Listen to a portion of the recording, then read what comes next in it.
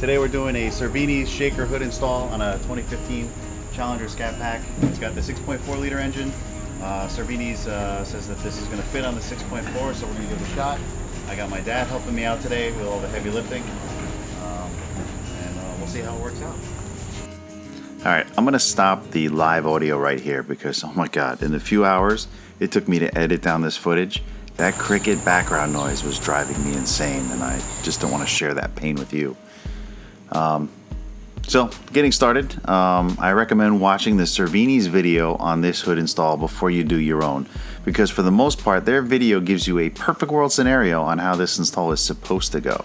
There are a few differences from their install and from what I experienced, and I'm going to share those with you in this video, along with a few things I learned while doing this project, which will hopefully in the long run make your job of installing your Cervinis hood much easier. Alright, you'll note here that I'm using a pry tool and a screwdriver. This is because my wiper squirter hose popped off a few months ago. I needed to remove the heat shield and I wound up breaking half the Christmas tree clips. I replaced them with my favorite 1/4-inch Phillips head rivets found at Lowe's. You're going to bust some clips in this whole process, and since you won't need the heat shield, I really wouldn't worry about it until it's time to replace, or if you ever want to put the hood back. Save one of the top clips for last so it holds the heat shield in place until you're done. Don't forget to remove the hood latch and set it aside. You're going to need that for the Cervinis hood. Next, you'll need to disconnect the wiper squirters and all the hosing from the hood. To remove the squirter, simply place the plastic interior tool in between the squirter and the hood on the side closest to the windshield and pry downward. Pull it forward and simply pull off the rubber fitting. You can see here it's just a simple clip. You can then disconnect the hoses and at the rubber fittings and just set them aside for later. Finally, you're going to pry all the plastic clips from the hood using a plastic pry tool. When you get to the clip that's attached to the hood hinge, you can just stop there. That hinge hose clip does not need to be removed.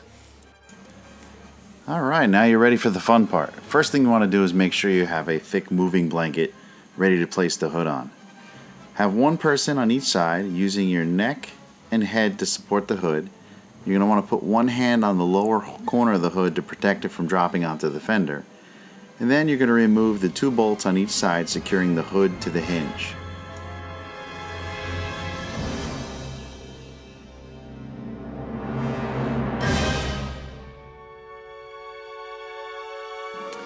Once the bolts are free, slowly lift up the hood just to make sure you're not still connected to anything, and then carefully carry the hood away from your work area.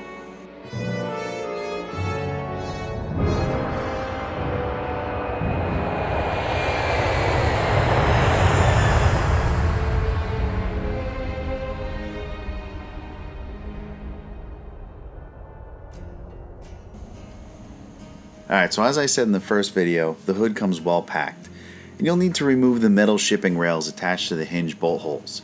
This job is best done with 3 people if you don't want to put the hood down on a painted surface.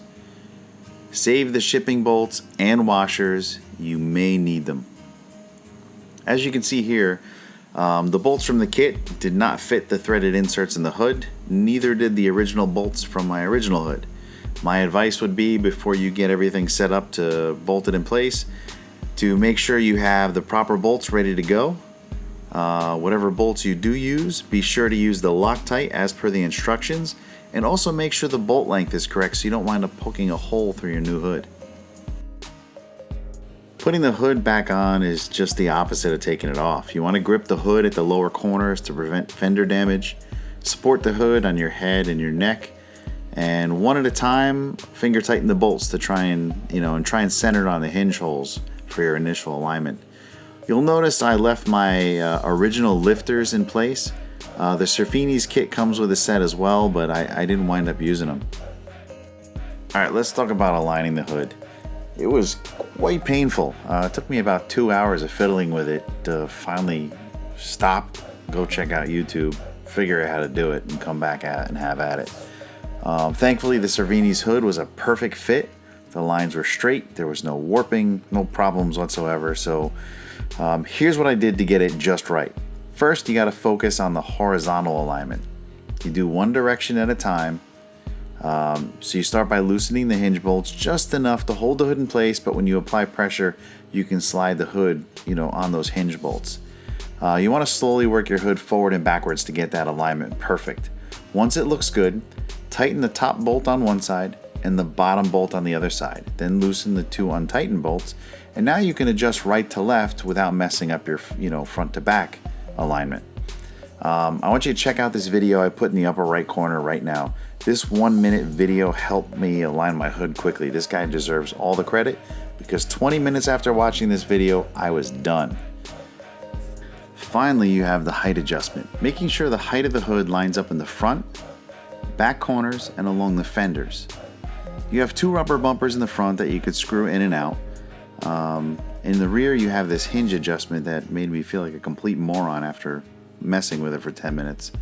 Sorry about the washed out image here, but this son of a bolt had me trying to adjust it from the impossible to reach head when you can actually get a small socket on the end of the bolt. This bolt raises and lowers the corners of the hood nearest the windshield. Lastly, the hood latch, once reinstalled, and don't forget the Loctite on the bolts, can be adjusted up and down by adjusting the hood release. Just pull up the covers to access the two bolts, and only do this if it's necessary. Now, the hood alignment is truly the longest part of this install. Take your time with it. It's very important to align the hood perfectly before you move on to the shaker install. You need to center the shaker on the hood, and if the hood is not perfect and you drill in the shaker rivets, something's forever going to be off center. So, just take your time with this part. Don't rush through it just to get that shaker in to see what it looks like. You have to center the hood perfectly before you do the shaker. Alright, so this video is getting a little long, so I'm going to end it in a few minutes, but I just want to go on to that last part, which is the wiper sprayers. The Cervini kit includes the old school crimped tube sprayer, which is crude but effective. The hood has recessed areas with holes already set up to mount the sprayers. On my hood, the spacing between the cutout was wider than the length of the stock hose, so I had to hack it. I'm going to go back to live audio since it's January and all the crickets are dead. You'll see the shakers installed in parts of this clip. Don't worry, I will get to the shaker install details in part 3 of this series. I'm revisiting the wiper hack because the original 730 seconds vacuum hose that I used became too loose in the cold weather. Alright, so one of the issues with the Cervinis kit is that we have a little bit of a issue with length of hoses. So what I wound up doing is I cut it right in the middle, and then I'm going to use a piece of 5/30 seconds rubber hose to connect the two pieces together. Alright, so I got to make up for a 1-inch gap between these two pieces. Just going to shove a screwdriver in there just to widen it out a tiny bit. Alright, when you're doing this, don't forget to add the push-in clamps. There's holes already pre-drilled for these in the hood, so you're gonna need one clamp on each side of this hose extension that you're making. I'm looking for a set of hose clamps to do this, but I wasn't able to find any for this project. But with the amount of force that it takes to get these in, just 1/4 of an inch, I think we're gonna be all right. So I had a 1-inch gap in between with 1/4 of an inch. Probably would have been better to measure this, but whatever. Cut it nice and straight. There we go.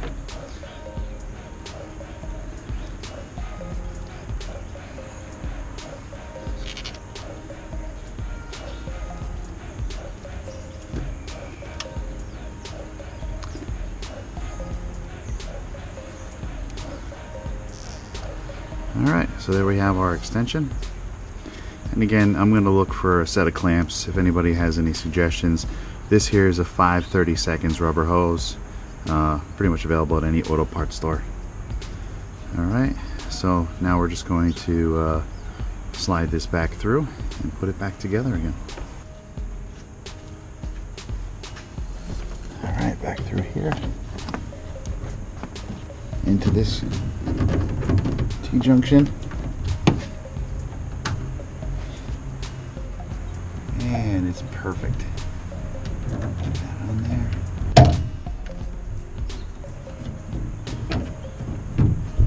There we go. And the clamp.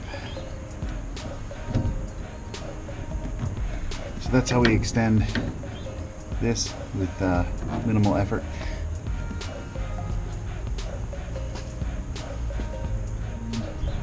Take a close up here.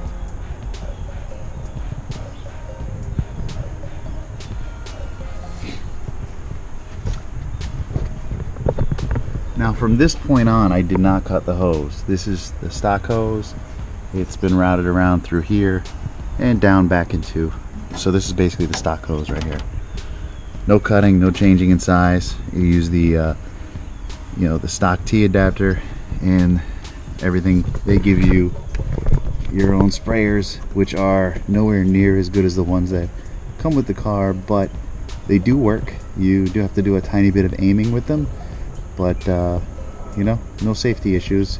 They just don't spray the entire windshield, which I find cool because the original ones would spray the whole windshield, and during that spray period you couldn't see a single thing for 2 or 3 seconds while you waited for the wipers to come and take it away. So these are a little bit safer because they just, remember like the 1960s, 1970s cars where they just put a little stream on your windshield and spread it around? That's pretty much what these do.